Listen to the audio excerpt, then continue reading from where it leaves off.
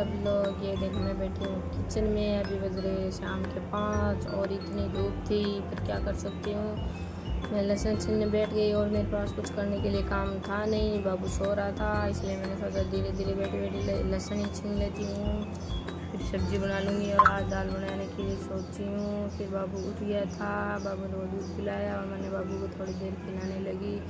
बाबू मेरे पास आ गया, देखो कितना खुश हो गया।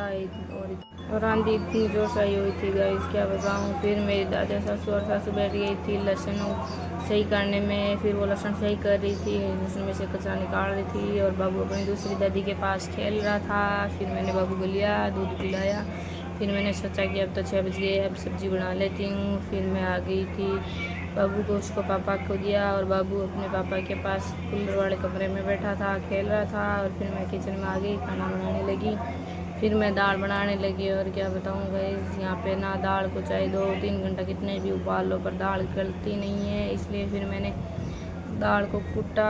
ये देखो मैं इसमें दाल को कूट रही हूँ और प्याज वगैरह भी काट के रख दिए हैं। तेल डाला हुआ है भगोने में, वहाँ पे तेल आ जाएगा तो फिर मैं सब्ज़ी में छौंक लगा दूँगी। फिर दाल फिर भी कब से कूट रही थी पर कूट रही नहीं थी, फिर जल्दी जल्दी से दाल कूट दी और सब्ज़ी भी छौंक दी थी और ये सब्ज़ी बन रही थी। फिर बाबू रोने लगा तो मैंने मेरी ननद को बोला आटा लगा दो, फिर उन्होंने आटा लगाया और फिर मैंने रोटी बनाई और फिर बाद में मैं रोटी बना के आ गई थी मेरे दूसरे